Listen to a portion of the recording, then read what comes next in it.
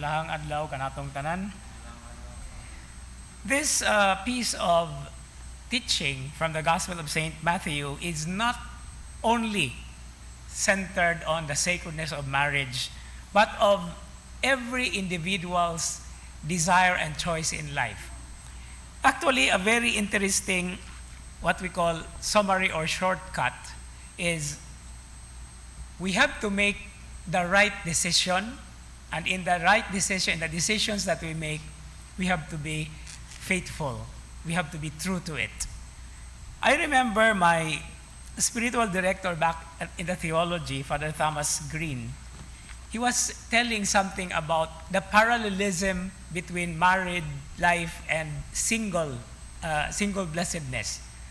Niingon siya, while married life is aimed at fruitfulness, or many years ago I used the word fecundity, and I remember somebody reacted, Padre, kalalom sa anang pulong nga imong igamit ay fecundity or fruitfulness or fertility that is in marriage. And then in the single blessedness, it is faithfulness. Because when you opt or choose to be single, you have to be faithful to what decision or way of life one has chosen.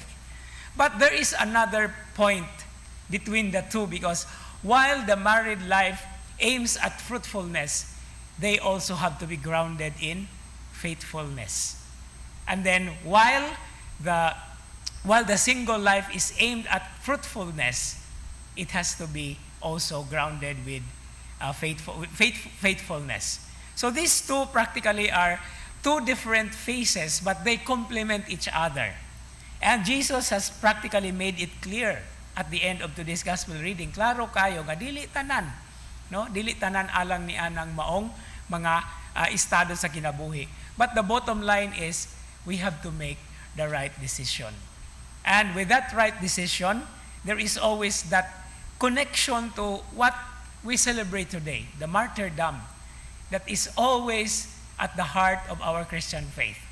Pero niingon si San Agustin, don't worry if you are not martyred, because in the garden of the Lord, there are not only roses for the martyrs, there are also lilies, there are also violets. There are many different kinds of flowers that actually make the garden of God really beautiful.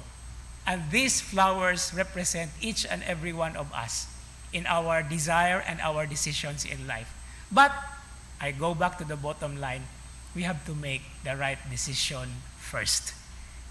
And so as we continue with this Eucharistic celebration, graced by God's manifold blessings and even the challenges that He gives, we may be showered by these graces, but we also have to shower the world with our graces in our own ways.